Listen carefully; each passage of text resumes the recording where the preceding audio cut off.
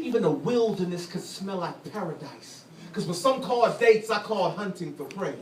I even had damsels flashing me with their voluptuous compromises, fulfilling my National Geographic fantasies. I always wanted a girl gone wild. So what on earth will cause this gorgeous matador to unravel her rose-colored heart and wave it so virtuously in my face when she knew I was on that bull? Who gave her the audacity to trespass into the haunted castle of my mind, and whose silly idea was it to convince this ravishing beauty to lavishly love an atrocious animal? Didn't she ever hear that once God gives a man his rib, he pours that master's piece on her rightful throne? But give a rib to a dog and all he recognizes is a bone. So like a bone. I desired to bury her worth in the backyard of my mind, but I couldn't shake those thoughts. They plagued my conscience like fleas. I was in heat. See, she was supposed to be like every other girl. Just a fresh piece of meat.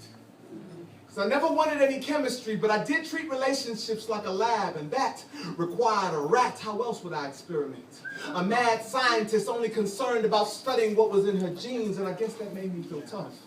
Because I learned to outwardly portray the bitterness I was inwardly concealing. After being emotionally battered until I was numb, I got used to having no feelings, but it seemed she was already aware of the brokenness of my heart.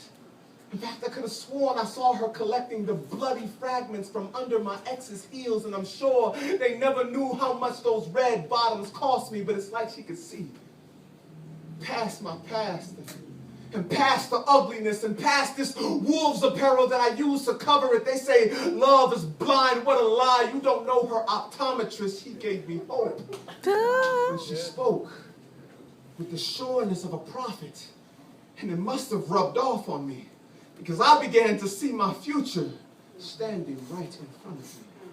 Though we were polar opposites, I had to consider there must have been something untamable, a transformational force that drew us like the sketches of an architect drew us, like the pool of affectionate madness drew us, like the pistols of dueling cowboys, and our souls were two bullets that collided like asteroids that weren't paying close enough attention to where they were going in at last. Perhaps due to the impact, the spell was broken. And it happened just like a movie, a Disney movie. Because when Disney landed, it became the most magical place on earth.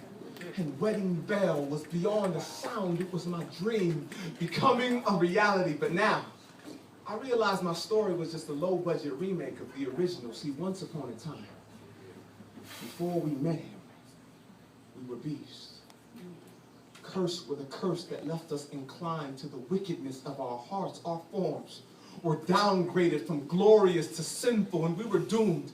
Unless, of course, in the course of this course, the Creator could concoct a concoction to cure us and crack these caterpillar cocoons, these carnal coffins caging our consciousness. He communicates with corpses and calls them to consciousness with a confident competence to cause this curse to be canceled, and so